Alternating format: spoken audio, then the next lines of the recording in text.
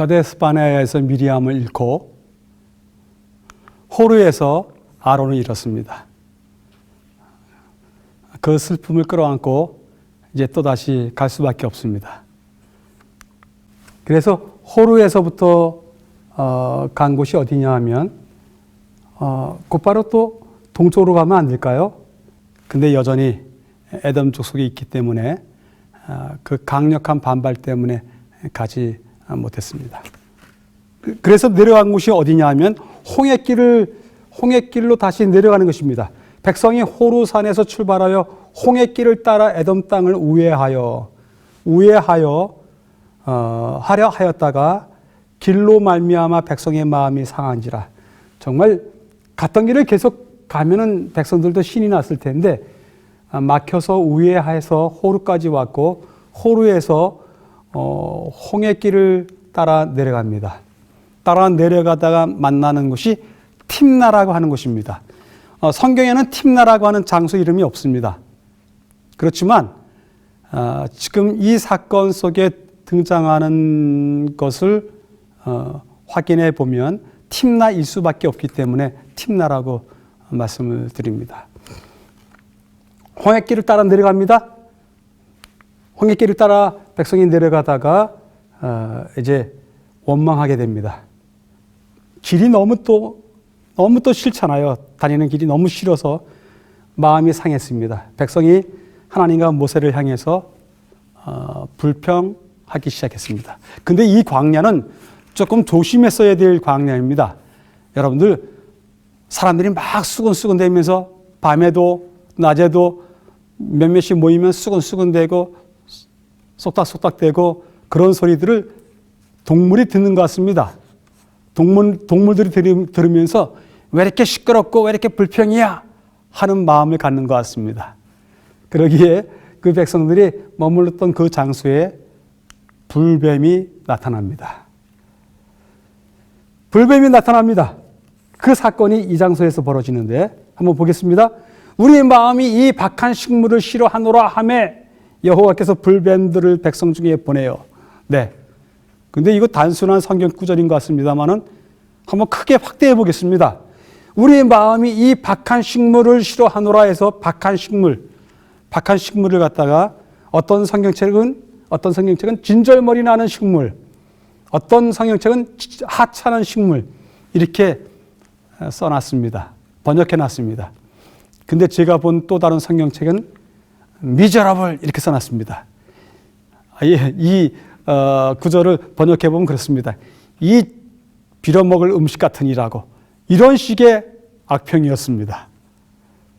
제가 다른 성경절보다도 더 심하게 좀 번역을 했습니다만은 분명합니다. 이 빌어먹을 음식 같으니라고. 매일 이것만 먹어야 돼. 드디어 뱀들이 그 불평을 듣고서 일어나서 뱀들이 불평하는 모든 이스라엘 백성들의 불평을 잠재우기 위해서 묵니다.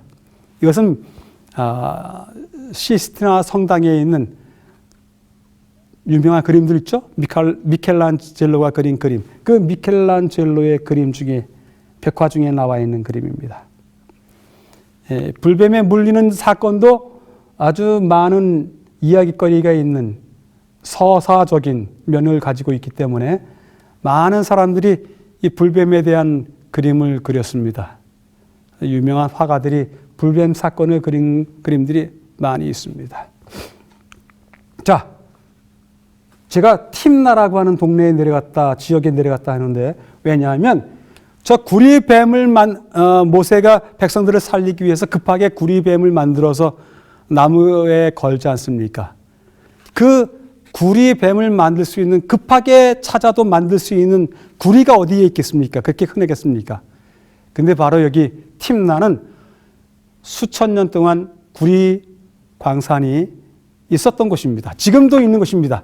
그 옛날 출애굽 시대에도 있었고 그 전 시대 약 BC 4,000년 전서부터 구리 광산이 있었다는 기록이 있습니다.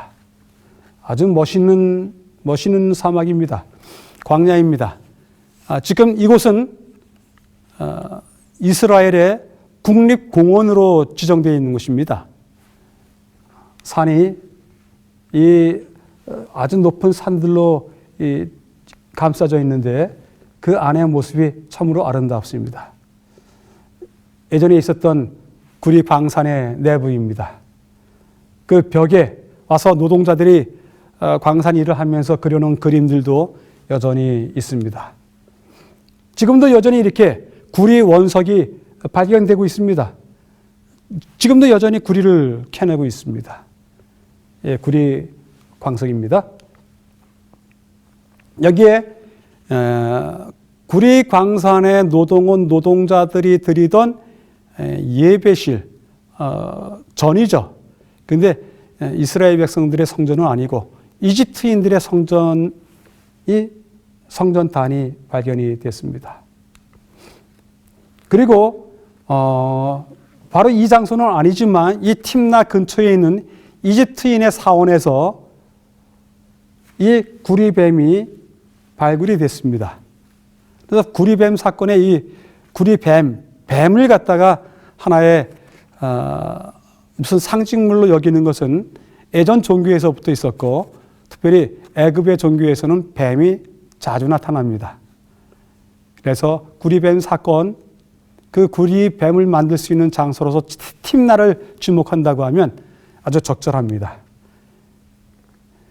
이 팀나의 구리뱀을 어떻게 했을까요? 사람들이.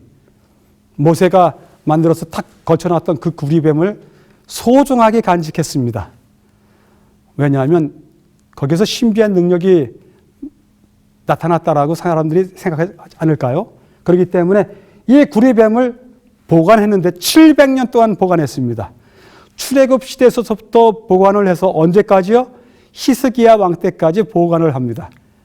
그래서 기사에 나오기를, 성경 기사에 열왕기하 18장 4절, 히스기야 왕이 여러 산당을 제하며 주상을 깨뜨리며 아세라 목상을 찍으며 모세가 만들었던 놋뱀을 이스라엘 자손이 이때까지 향하여 분향함으로 그것을 부수고 느후사단이라 일컬었더라.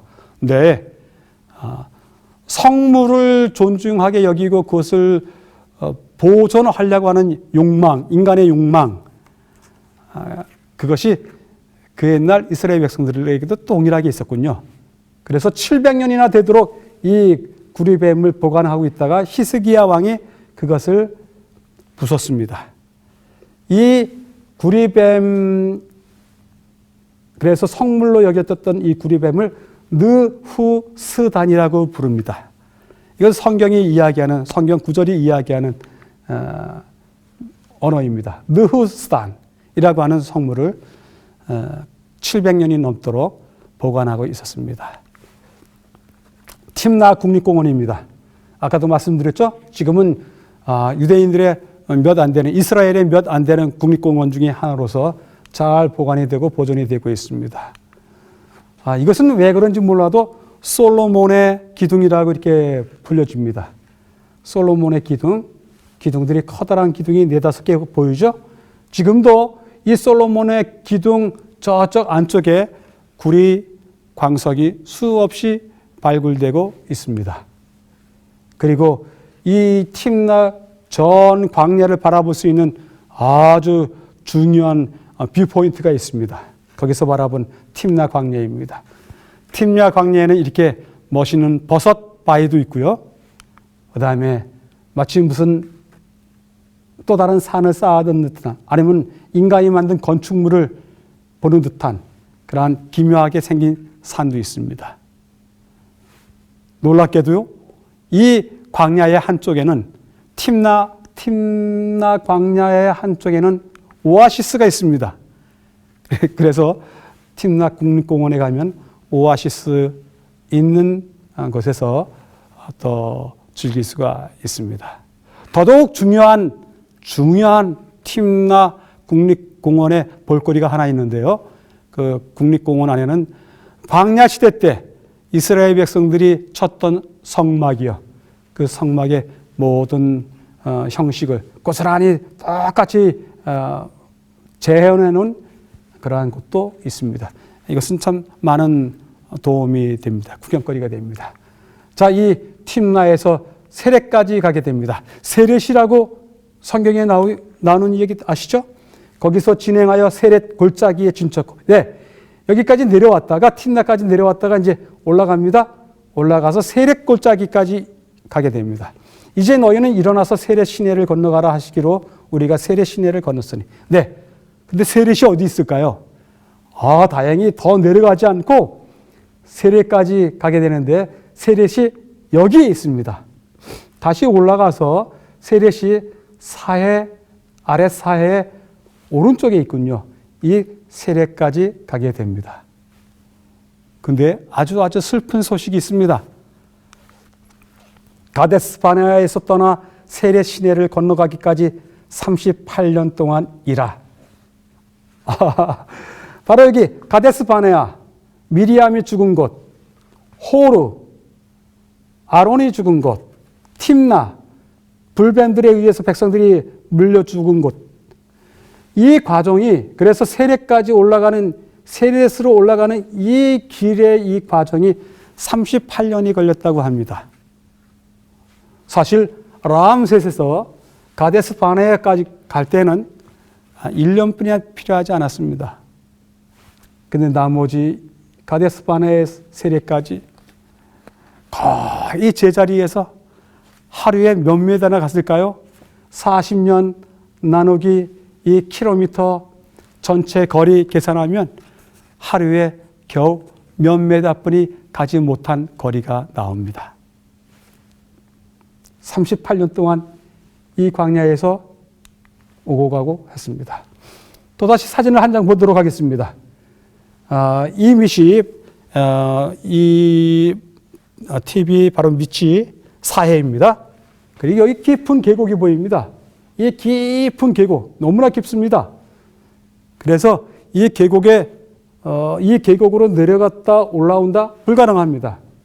그러기에 이쪽 팀나에서부터 이스라엘 백성들이 세렛에 이르게 되는데, 여기 세렛인데 이것을 갖다 와디 알 하사라고 부릅니다. 와디라고 부릅니다. 와디 알 하사라고 부르는데, 이곳까지 이스라엘 백성들이 팀나에서 곧바로 올라와서 사해 옆쪽 길을 통하든지 아니면 이 계곡을 지나가면 될 듯한데, 너무 깊은 계곡이고 또 사해 옆은 곧바로 사해와 산맥이 닿는 부분이기 때문에 갈 수 없기 때문에 드디어 이스라엘 백성들이 통과할 때 이 모압, 이 세렛 협곡을 중심으로 해서 모압과 에돔으로 갈려지는데, 이스라엘 백성들이 이쪽을 통해서 가게 됩니다.